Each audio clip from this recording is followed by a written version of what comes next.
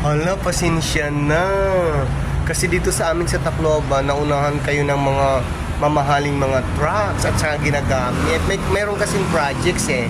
Kawawa naman kayo, wala kayong space dito sa RTR. O kasi ang minsan nagpa-parking din ako doon, yung car ko. Kawawa kayo, sorry ah. Ano yan? Paano yan? Wala kayong mga piesto. Pagdating sa Bulacan, itinaboy kayo. Pagdating doon sa Nubageti, naunahan din kayo ng mga sasakyan. Ano ba yan? Pagdating naman dito sa amin sa Tacloban, pero pasensya, sabihin ko sa'yo, pasensya na kasi wala kayong space talaga. Sa RTR, nandito na yung mga sasakyan na unahan kayo. Ano kaya? Mag-isip kaya ako, ay sa Memorial Park na lang kayo. Dito sa Liti Memorial Park, o wala sa inyo magpapaalis, maluwang ang plaza, pwede pa kayo makaupo sa mga nicho. Oo, wala talaga. Pwede, oo, wala na kayo talaga magpapalis dito sa Leyte Memorial Park. Dito na lang kaya kayo kaysa sa RTR. Malaking space pa. O kaya kahit saan naman, kahit saan sulok ng Pilipinas kayo pumunta doon sa rally ninyong nautog na rally, sa Memorial Park na lang kayo pumunta. Wag na kayo sa mga parking, in a park na studio park na pinagraralihan. Huwag na kayong pumunta doon dahil wala na kayong space. Sa Cemetery Memorial Park na lang kayo pwede. Welcome pa kayo. Oo, marami pa kayong at tama ang yung prayer rally kasi magdadasal kayo sa mga kaluluwa na mag-iisip sa inyo. Yun ang tama na. O yun na yun, digong. At saka yung mga mga founder yung mautog na isog na yan na organisasyon. Hay nako, very simple lang. Mabuti na lang nag-isip ako sa inyo.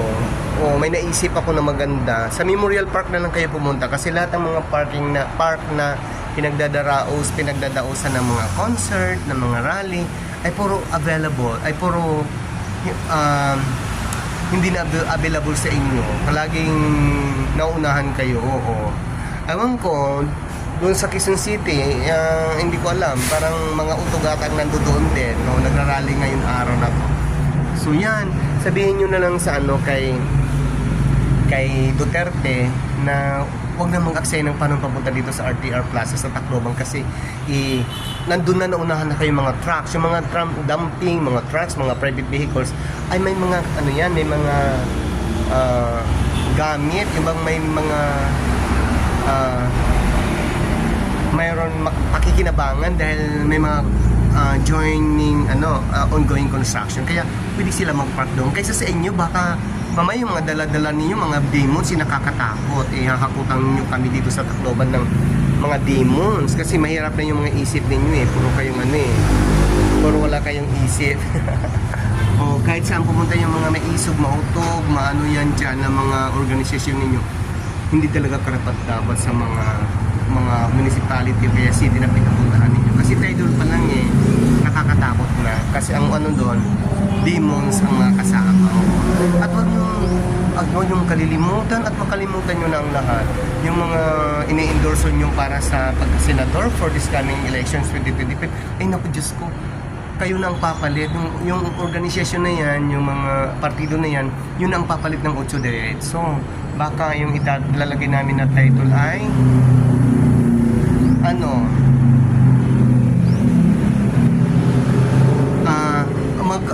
magmi-meeting pa kami kasi dati-rati yung namin, mga organisasyon, utso diretso puntang Inidoro. So ngayon siguro septic tank na lang kaya. Diretso kayo sa septic tank para hindi na kayo makahinga. Para yung mga mindset ninyo ma-reset na. Yun ang aking advice sa inyo, ha? At saka pakisabi kay Duterte na dito sa amin, sa nung nakaraan nyo lang, huwag na niyang intindihin.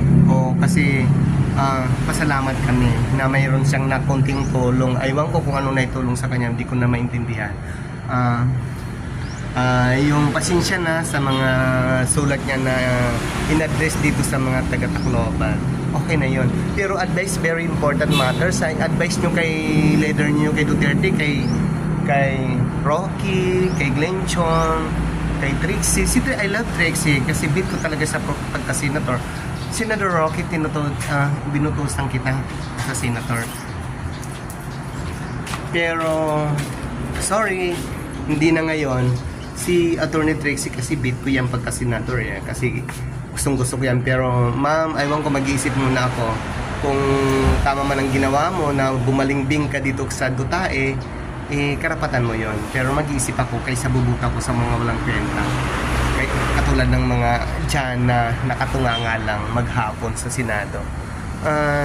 Kay Glenn Chong naman, na-amaze ako sa kanyang professional background. Kasi CPA lawyer, ang akala ko naman kasi hindi siya makikinig at hindi siya magpapakumbinsi kasi attorney na siya, tapos magaling kasi sa mga mathematics. Hindi niya lang na-calculate yung isip niya. Kaya nadala siya dito sa mauto.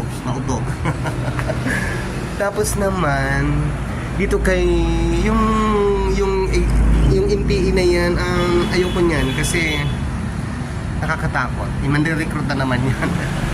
Tapos yung isa naman, basta ganun. I like some of those, pero hindi lahat. Basta yung si Attorney Trixie, bit ko yan for senators. Pero sa kay Roque, sorry Senator Roque, binotok pa naman kita nung last election, pero hindi ka naman nanalo. Pero na-discourage ako kasi ikaw ang presidente ng mautog, mausog. Aywan ko kung anong mga klaseng usog yan. Pasensya na ha. Pero advice ko lang sa inyo, kung wala na kayong grandstand o kaya mga park, mga pagdadarausan ng mga rally ninyo, sa Memorial Park na lang kayo kasi wala talaga magpapalis sa inyo. Tahimik pa doon, wala sa inyo. sa Memorial na lang, sa Memorial Cemetery Park na lang kayo pumunta. Kasi sigurado talaga walang magpapalis sa inyo doon. And accepted pa kayo doon, wala na, hindi na kayo mahihirapan. doon na lang ang piliin ninyo kasi lahat ng lugar na inikot yun na, puro kayong hindi pwede. Kaya yung nakapag-isip ako ngayon, sa Memorial Park na lang, Memorial Cemetery Park, basta mga ganyan lang kasi accepted kayo dyan. So yun lang po, marami pong salamat, bye bye.